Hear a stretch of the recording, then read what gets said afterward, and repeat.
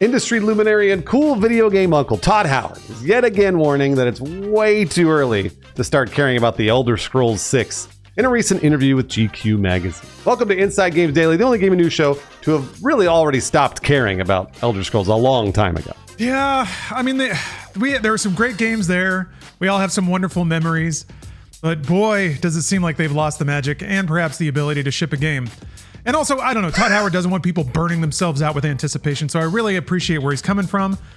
But man, we just need a dose of that magic again. Hey, I guess that's true. Todd is trying to be nice to us, but at the same time, really letting us down. Todd Howard is preaching patience, according to the interview, explaining, quote, "I don't want fans to feel anxious." I wouldn't either if I were Todd. The interview is technically focused on Fallout 4, which is celebrating its 10-year anniversary this month. But I don't know, it's kind of telling that even the GQ article itself opens with whatever scant information it could glean about Elder Scrolls 6, as opposed to gushing about Fallout 4. Of course. Howard did share a few more slight details about the Elder Scrolls 6, like calling the game's development an everyday thing. So that's cool that they're working on the game every day. Every day! There's at least an email, so that feels good. A little more movement. He also reflected on returning to the Elder Scrolls after a long, long time. He admitted that the gap between the next game and Skyrim, quote, has been too long. Wow. He also reckons the audience needs a break in rolling sequels as well, calling Starfield a needed creative reset. I'm fighting so hard to zing that, but I'm not going to. You know what, Todd? I'm glad that you and the team got to work on something new. Elsewhere in the interview, Howard mentioned a recent Elder Scrolls 6 play test, so they can hit buttons and things happen. Cool stuff. Lawrence, do you think I could be one of those Make-A-Wish kids that's dying and then ask for the Elder Scrolls 6 playtest, and then they'll get it to me, and then I'll be like, fooled ya! And I got to play it. I'm going to be alive! And I got to play it! Maybe. I mean, they did actually run a Make-A-Wish campaign for somebody to be a... Oh, okay, that's what you're referring to? Yeah. Oh, man. Yeah. Oh, to be immortalized. Being a weird, stiff, soulless NPC that just shouts random things at you.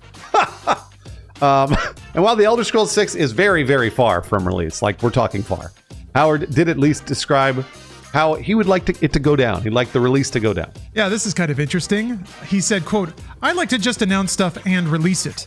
My perfect vision, and I'm not saying this is going to happen, is that it's going to be a while and then one day the game will just appear." Interesting. That sort of tells you why Oblivion Remastered had that shadow drop earlier this year, because it was kind of a test run. And they actually do say in this interview that it worked out well, that they appreciated the response. Yeah, it makes sense. It's you don't have to deal with the frenzy leading up to a game launch. Also, I don't know, the Starfield marketing campaign was... I was annoyed by it because it had to overpromise and underdeliver. So, I'm sure from his perspective, if they can just skip all the marketing, and for the Elder Scrolls 6, they probably don't need it. So yeah, if they can just skip all that and just launch the game and everybody's happy, I could see how from Todd Howard's perspective, that would be the ideal way to do it. I mean, they spend a lot less money on marketing too. Elsewhere in the interview, Howard revealed he's currently playing college football, the video game, not the sport, and then refused to answer if he would drink toilet water in a post-apocalypse. Come on. Oh, come on, Todd. I don't even think I would, actually. Well, no, I would get that desperate. I wouldn't.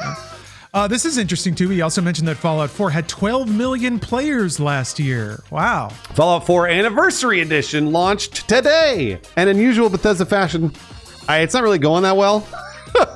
Yeah, there seem to be issues with properly receiving content purchased on the game's Creation Club store. And the Anniversary Edition itself comes with a Creation Club package of stuff. So apparently that has led to a temporary deactivation of the store from the game's menu entirely, but it seems to be back up now at the time of writing. Oh, that's good. Bethesda also warned that the anniversary update wouldn't work with any existing mods, so you're going to have to start from scratch. Yeah, and that sucks. Playing vanilla Bethesda anything without script extenders or UI mods doesn't leave a good taste in the mouth.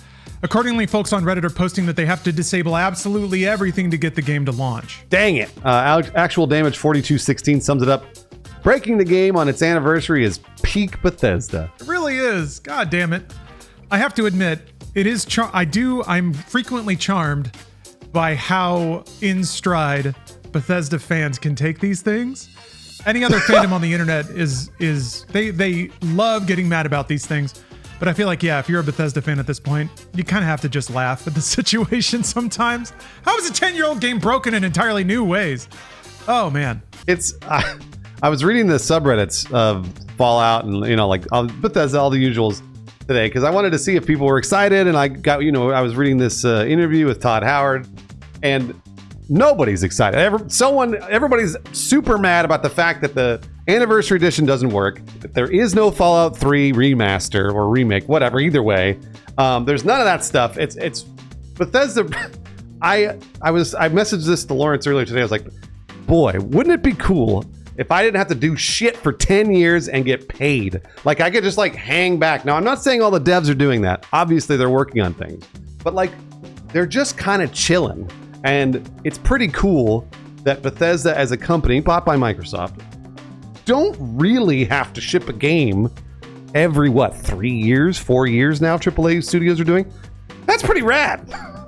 Yeah. Xbox has given all the layoffs and stuff, they have a reputation of going on the warpath. But I think Bethesda's pretty compelling evidence that if they will leave you alone, I think if you handle your business okay, or if you're not a massive drag on the company line is maybe what it is. And of course, Bethesda has some clout that they can throw around in the game space. But yeah, I don't know that there are many other studios aside from Halo Studios, and it's kind of a trend. Studios get acquired and then suddenly they ship a lot less.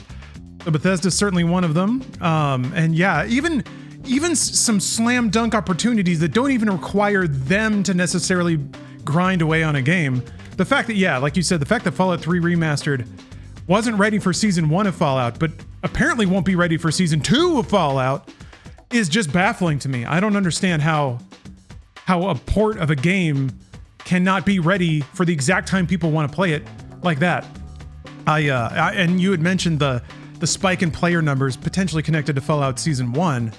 Yeah, I'll remember with crystal clarity watching Fallout Season 1. Steph downloaded Fallout 4 on the Xbox. It ran terribly. It looked awful. It glitched twice in the intro and she had to quit the game and reload it. And then it soft locked in the first quest after an autosave. So she was just locked out of the game entirely. She stopped playing after an hour and has never gone back since. And that's why there should have been a remaster there. Something that is playable and cost $20. They would have made so much money, and it would have reinvigorated the brand even more than the series already did. But they don't have to. They don't gotta, I guess, because they made Fallout 3 1 billion years ago. So here we are. I really hope some of that jazz can come back for Elder Scrolls 6, but I'll wait until it magically appears in Game Pass one day when I'm not expecting it. And then the light of Todd will shine on my face yet again. Other companies would kill for these chances. They really would. They would kill for the fact that all of these people are rushing to play their games and then they all fucking break. And then also their audience forgives them. That shit is crazy. It's wild. So there will be an audience for Elder Scrolls 6. It's going to sell like crazy. I don't know that it'll be the same phenomenon that Skyrim was, because that's a once in a generation type of video game, still going. People are still playing it like crazy. But if you're a dev or an executive of Bethesda, you have got to thank your lucky stars every day. You're going in, you write a few emails, maybe write a few lines of code, and you're like, Elder Scrolls 6 is about 7 years away, so fuck it. That's pretty rad. You know what? My hat's off to them, because I wish I was doing that. Yeah, there was a time, like Bethesda or even Blizzard Entertainment, where a company hits a certain tier of success and all of a sudden they just stop ship. They lose the hunger to ship. And yeah, if that means devs are going home and taking it easy and going for long walks in the park, okay, it's off the backs of some of the greatest games ever made, and they ought to enjoy that success. So I'm on that. I'm not as consumer pilled now. Also, there's 5 billion other games out in the world to play. A lot of them are even made inspired by some of these great games. So yeah, it may take a while to get Elder Scrolls 6, but you know what we got? We got Baldur's Gate 3, we got Avowed, which, I'm not going to put necessarily in the same tier as Elder Scrolls, but it was pretty freaking great. So there's studios out there that are carrying the torch, even if Bethesda finds it a little hard to ship a game these days. You know what? They'll get there. All in time. We hope. All in time, our God Todd said.